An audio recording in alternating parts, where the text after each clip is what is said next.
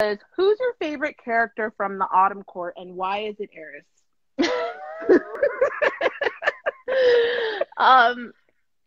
Okay, so we had that little like snippet release this week from the audiobook where Eris made like a cameo appearance, and I guess I will confirm and deny that that he is in the book, and he's in this book because he is my favorite Autumn Court character, and that's all I'll say about him. But he's like a character, I love those like characters that are like bad, but they've got like a secret history and like secret motivations going on. And he's just like, he's such a giant asshole at times that it's just really fun. Like, it's fun to write about people like being mean to like the gang, like, you know, like people who don't see like, you know, Rhys and Feyre and Cassian and Nesta as like, you know, the saviors and like the cool people. Like Eris, like, you know, chops them down unbothered. Yes. How much Azriel content can we expect in episode? A good amount. Yeah, it's so hard to talk about this book without spoiling things, but he is in the book more than Eris. I think. Okay.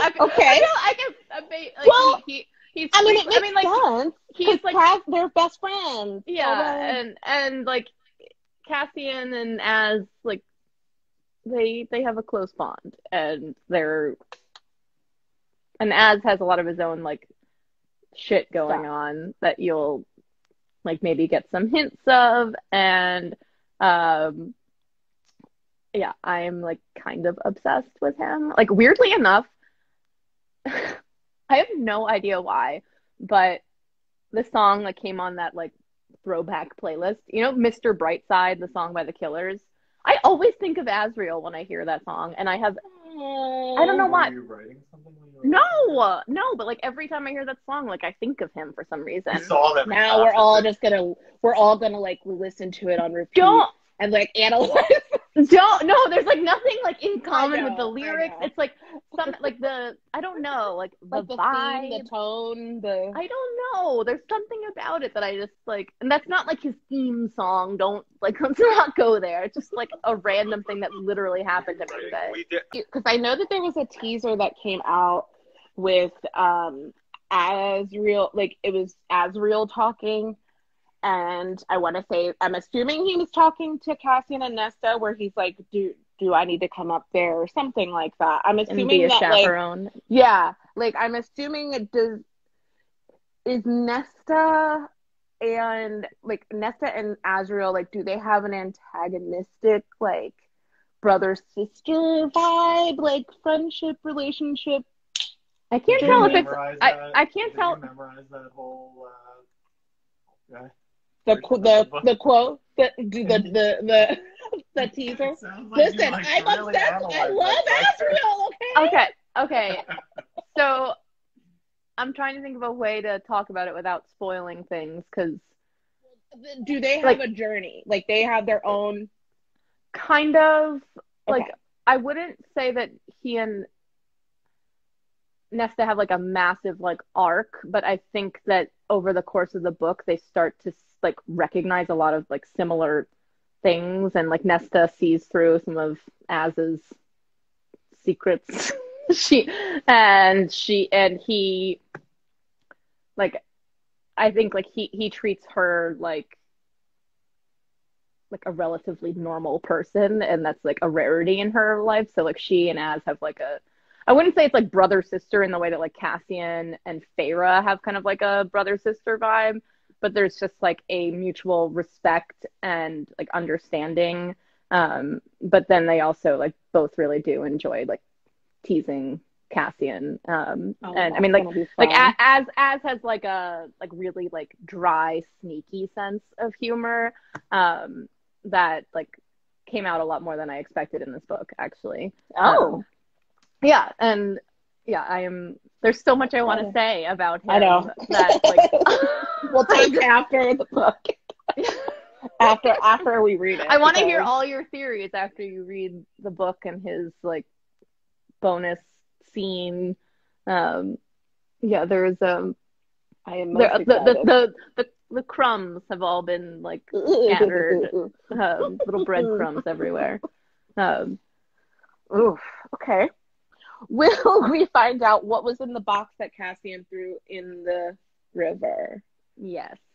Yes, you will. Are we going to be heartbroken? That's a Stephanie question adding on to this question. I mean, I don't know. Like, as in, like, because in my... Okay, so do you want to know my theory? Okay. Well, it's I can't lay claim to it because someone else said it, but Ava and I both think that it's a great theory that it was a siphon in the box. I was waiting to see what your theory. Yeah. Yeah, what's a siphon? Is that what it's called? Maybe I said it wrong. Ava, text me. It's like, is it something sentimental, or like, I guess you can't say that without it being spoilery, but like, that's what I mean as far as like heartbreaking, because like I think as the reader, if we were to read that, like he had spent a lot of time on something, like if he made her handmade like arts and crafts. It's something that he spent it's not just like some like piece of crap jewelry. Right. Like he didn't just go to like a store and was like, oh. It's something that he spent a lot of time thinking about and tracking down, and that it's a gift that he knows she would have loved, and was something very precious. And it's not a siphon because Sarah. How much Lucien do we get in Silver Flames? Do we get some, enough, more? You see what he's up to. Okay. He makes a couple appearances. Yes, that's. I don't know why you ask these questions. Okay. Do you base any of your characters, or have you ever based any of your characters on people that you know in real life? I mean, aside from the King of Highburn, right, like Donald Trump, not really. I'm trying to think if there was. Not really. Like I know Josh is sitting here right now, wishing that I would say that Reese was inspired by him. Yeah. Well, I think that the fandom thinks that Reese was inspired by Josh. So no. He's got the same birthday as me. Okay, I gave him the same birthday as you as a gift to you to make you happy. Can whoever ends up with Azriel, can they have my birthday? Okay.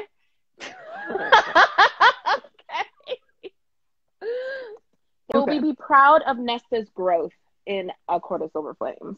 I think so. I'm really proud of it. Her journey in this book meant a lot to me. Like perhaps more than like any other character I've written.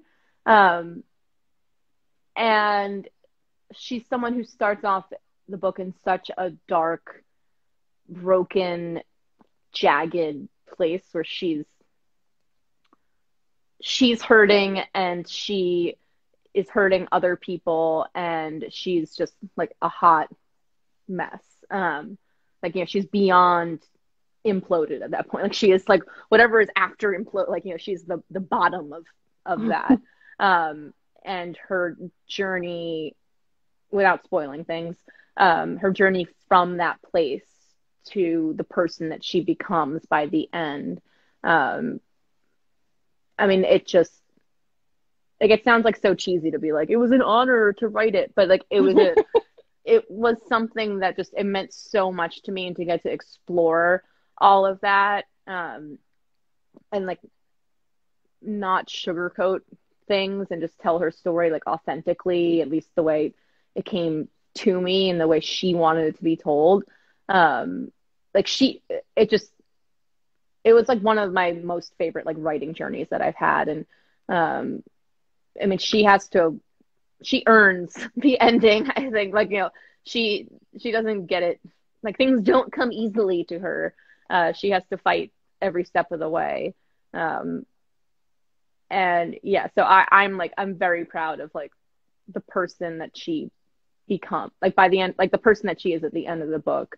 And I'm just very proud of that. And yeah, it's so hard to talk about it without spoiling things.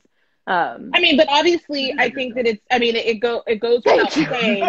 I mean, it goes without saying because obviously, her journey, like her whole journey, is in this book because it ends with. I mean, just this particular book, as each one is a standalone. So I don't think that it's. I mean, I think it goes without saying that obviously, she gets some kind of happily ever after. Yeah, I mean, at this point, I have enough books out so that you guys know. Like, I don't enjoy reading books with like depressing endings where like like everyone's dead, or it's like a bittersweet thing where like, you know, the romantic couple has decided to go their separate ways. Right. And, like I can appreciate those stories like for their literary merit, but are they ones I'd like to reread again and again? No. I love happily ever afters. I like thrive on them, and I think anyone picking up my books will know that like there is a happy ending, but my characters will have to like work hard and occasionally suffer greatly. Occasionally. We've read enough of your books occasionally. Poor Nesta's been suffering since day one. And she's still got a little more suffering to go. It's okay, the payoff is just that much better when she's gone through that much suffering. So here's do we need to read ACOTAR before Silver Flames? I would say yes. I think that so much of mostly Nesta's journey is tangled up in the events of the past that, like, I think you could probably read it without like having read all the other ones, but I think it would have the most impact emotionally if you knowing where she's coming from, what she's been through, but then also seeing it from Feyre's perspective and then getting a lot of those events from Nesta's perspective, like in retrospect, like how she felt during a lot of that.